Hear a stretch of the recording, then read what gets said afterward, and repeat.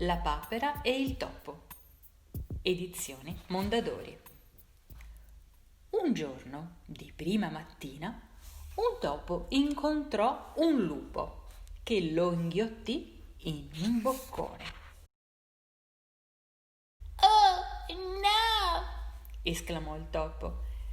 Povero me! Eccomi rinchiuso nella pancia del lupo, mi sa che questa è la fine. Silenzio! Gridò una voce. Sto cercando di dormire. Chi va là? Si accese una luce. C'era una papera distesa a letto. Ebbene? Disse la papera. Oh! Tutto qui? Siamo nel cuore della notte. Il topo si guardò intorno. Beh, fuori è mattina. Oh, davvero? Chi può dirlo? Mi piacerebbe tanto che questa pancia avesse un paio di finestre. In ogni caso, è ora di colazione. Il cibo era delizioso. Dove hai trovato la marmellata? Chiese il topo. E la tovaglia? La papera sgranocchiò un crostino. Non immagini quante cose si possono trovare dentro un lupo. È carino qui. È casa mia. Davvero? E come? Sarò anche stata inghiottita, ma non ho nessuna intenzione di essere mangiata. Per pranzo prepararono una zuppa. Il topo si schiarì la voce. Ma non ti manca il mondo là fuori? No, davvero, Rispose la papera. quando ero fuori vivevo sempre nel terrore che i lupi mi divorassero. Invece qui non c'è nulla di cui preoccuparsi.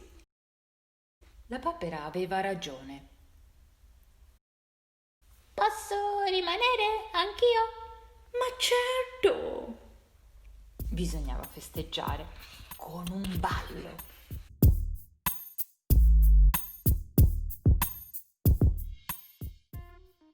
Tutto quel trambusto fece venire il mal di stomaco al lupo. Che dolore! Non sono mai stato così male! Deve essere colpa di qualcosa che ho mangiato! La papera urlò. Ho io la soluzione! Davvero? Certo! È un antico rimedio infallibile che ti rimetterà subito a posto la pancia.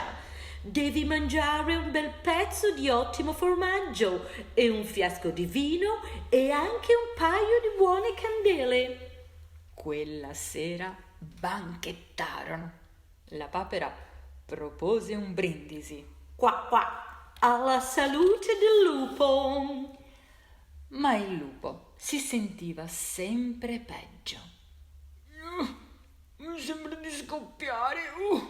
Appena mi muovo, male dappertutto! Un cacciatore udì i lamenti del lupo. Gli sparò un colpo, ma nel buio lo mancò.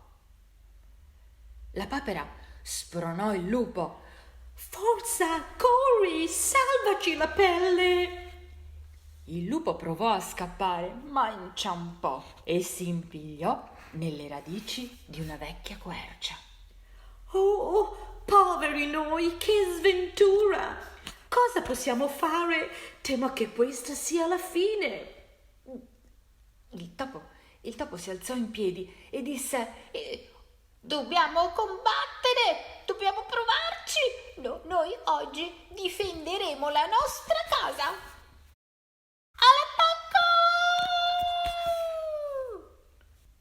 All'attacco! Che paura! esclamò il cacciatore. Questi boschi sono pieni di demoni e spettri.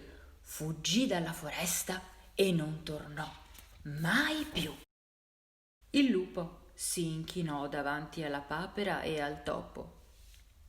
Voi avete salvato la mia vita, mentre io non ho risparmiato la vostra.